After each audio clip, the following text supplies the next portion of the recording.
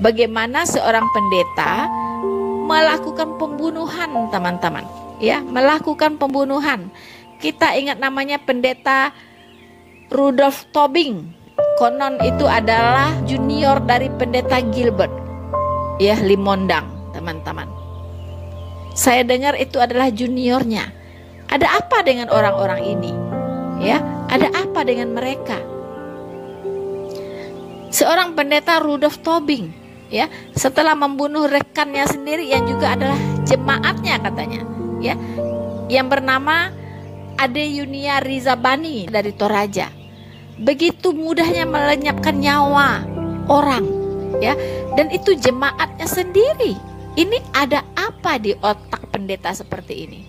Ya, ini benar-benar adalah pendeta-pendeta yang sudah dirasuki oleh roh-roh jahat, teman-teman.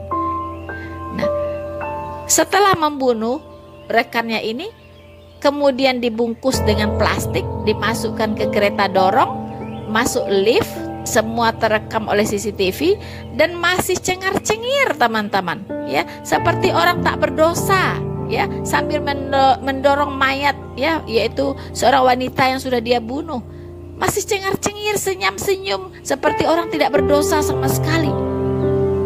Saya sampai geleng-geleng kepala, teman-teman. Kok ada gitu, ya, yang disebut pendeta ada seperti itu begitu.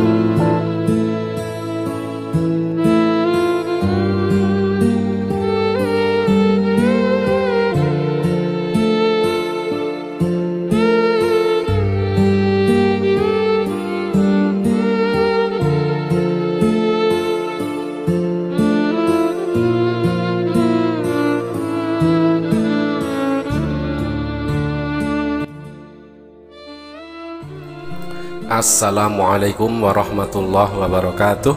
Ikhwan fillah, Noverina Solihin yang seorang YouTuber Kristen membongkar kebusukan internal pendeta.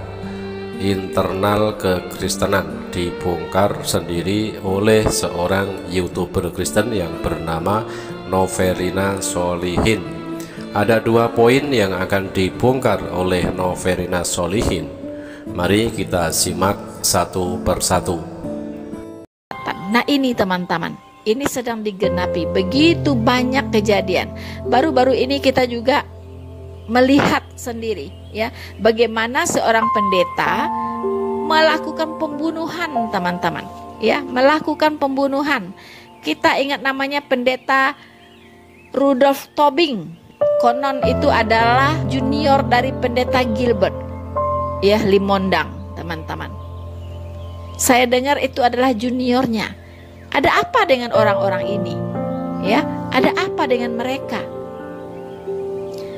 Seorang pendeta Rudolf Tobing, ya, setelah membunuh rekannya sendiri yang juga adalah jemaatnya katanya, ya, yang bernama Ade Yunia Rizabani dari Toraja. Begitu mudahnya melenyapkan nyawa orang, ya, dan itu jemaatnya sendiri. Ini ada apa di otak pendeta seperti ini? Ya, ini benar-benar adalah pendeta-pendeta yang sudah dirasuki oleh roh-roh jahat, teman-teman.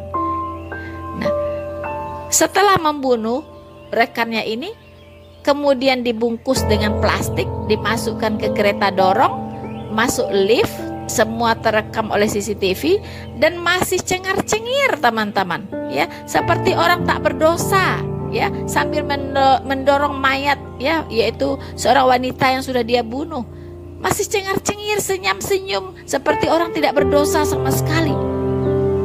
Saya sampai geleng-geleng kepala, teman-teman. Kok ada gitu, ya, yang disebut pendeta ada seperti itu begitu. Benar-benar ini mengagetkan, tapi itulah yang terjadi, teman-teman, ya. Begitu sangat semangat Noverina Solihin yang merupakan YouTuber Kristen ini membongkar satu persatu kebusukan pendeta. Pertama kali topik yang dibongkar adalah tentang kejadian viral kemarin, yaitu ada seorang pendeta muda bernama Pendeta Christian Rudolf Topping yang notabene adalah pendeta di GBI di bawah pengawasan dari pendeta besar Gilbert Lumoindong, telah melakukan sebuah aksi yang sangat-sangat di luar batas perikemanusiaan, di luar batas moral, yang mana kejadian tersebut dilakukan oleh pendeta Christian Rudolf Topping dengan menghabisi nyawa seorang penyanyi dan penari gereja. Ironisnya, setelah melakukan aksinya tersebut, sang pendeta lalu membungkus jasad korban ke dalam plastik hitam dan ditaruh di troli. Nah, ketika masuk ke dalam lift sambil mendorong troli, bisa-bisanya pendeta Christian Rudolf ini tersenyum-senyum cengengesan, seolah tidak terjadi apa-apa dengan dirinya, seolah-olah tidak melakukan sebuah aksi yang sangat-sangat di luar batas perikemanusiaan. Nah, inilah yang membuat Noverina Solihin geleng-geleng dan tidak habis pikir, kenapa ya kok ada pendeta kerasukan roh iblis seperti itu. Oke, selanjutnya kita akan lanjutkan ke video topik yang kedua yang akan dibongkar juga oleh YouTuber Kristen Noverina Solihin ini. Mari kita simak video selanjutnya. Bahkan bukan hanya itu, kita juga pernah mendengar pendeta-pendeta cabul, teman-teman, ya, pendeta-pendeta cabul, ya. Kita masih ingat terjadi di Medan, ya. Dia seorang pendeta dan dia juga adalah kepala sekolah SD, teman-teman, sekolah dasar, mencabuli 6 muridnya. Bayangkan, ya. Namanya Benyamin Sitepu, ya.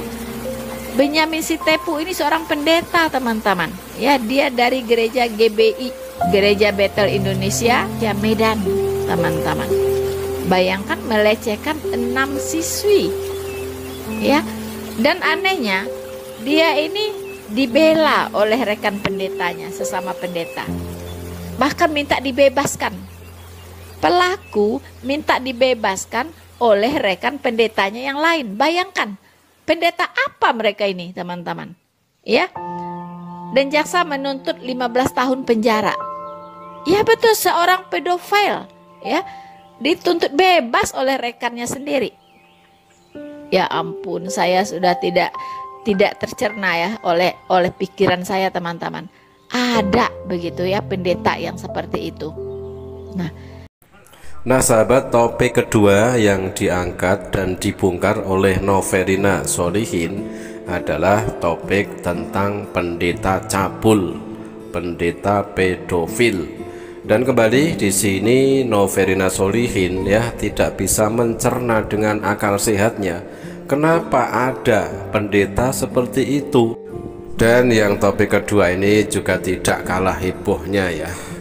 Sangat-sangat semangat sekali. Notabene Noverina Solihin ini adalah seorang Kristen ya, membongkar kebusukan internal kekristenan sendiri. Oke sahabat, terima kasih, mudah-mudahan bermanfaat. Jazakumullah khairan kasiron. Wassalamualaikum warahmatullahi wabarakatuh.